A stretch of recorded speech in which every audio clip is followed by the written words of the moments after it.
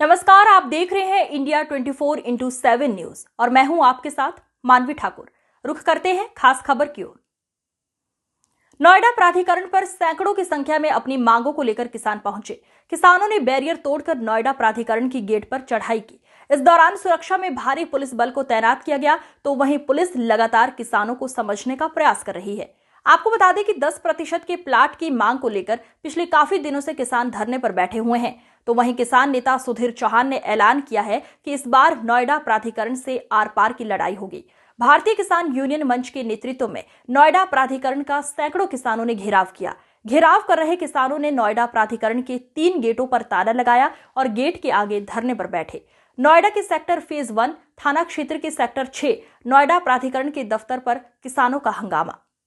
सारी व्यवस्थाएं जब ध्वस्त हो जाए, गांधी जी लगातार गांधीवाद पर चलते रहे। जब उन्होंने देखा कि अंग्रेजी सरकार हुकूमत भी उनकी केवल बातों को उतना मानती है जितना वो जाते हैं, वो मैनेजमेंट करते हैं, अगले दिन उठ के चले आते हैं।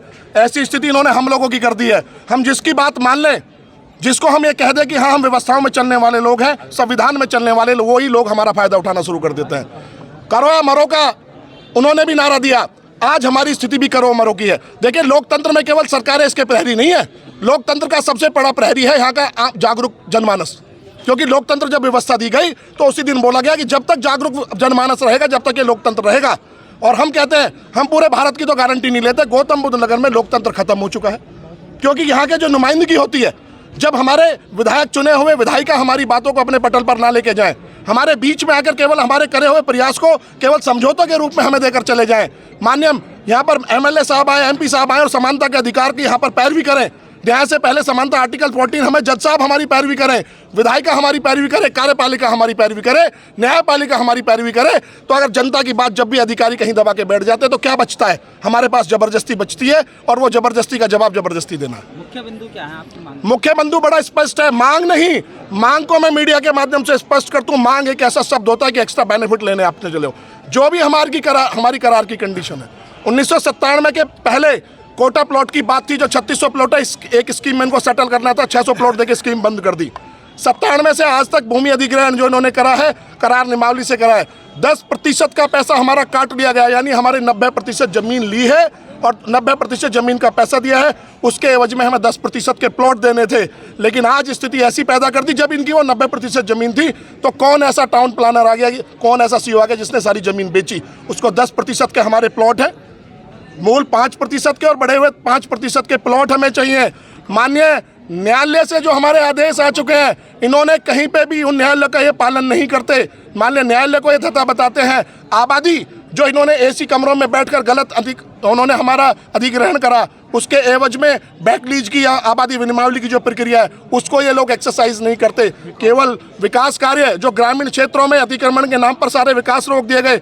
देखिए, ग्रह पे 601 की आयु में आप यहाँ पे खड़े हुए हो, लेकिन ग्रामों की स्थिति देखिए, जहां पर पॉपुलेशन की डेंसिटी एक एरिया में 1.5 2 लाख लोग रहते हैं। यहाँ ऑक्सीजन का लेवल है तो वहाँ ऑक्सीजन का लेवल क्या होगा? हमारे जीवन को बदतर बना दिया है। शहर एक बड़े पूंजीवाद की तरफ चला गया है। आप लोग, हम लोग के लिए, मिडिल क्लास के लिए इस शहर में 10-10 करोड़ के फ्लैट बेचे जा रहे हैं।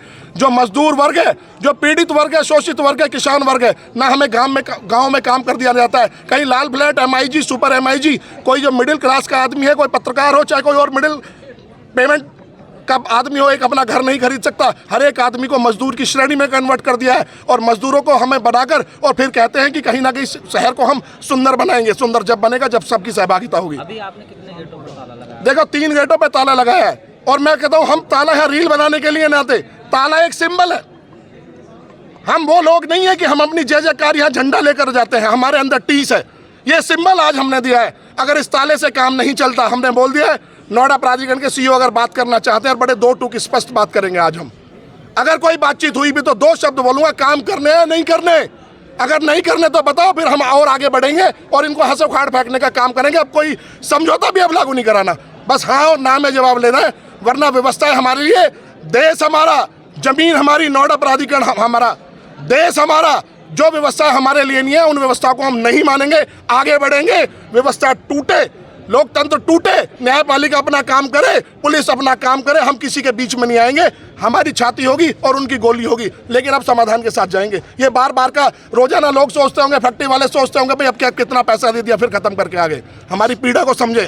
फोरम हो, धरना प्रदर्शन एक संकेत होता है, हमारे मुद्दे डिस्कस हो, हमारे डॉक्यूमेंट डिस्कस हो, हमें सुना जाए, हमें डिस्कस करा जाए, सरकार के पटल पर पहुंचे और हमारे समाधान निकले, इसलिए यहां पर पहुंचे।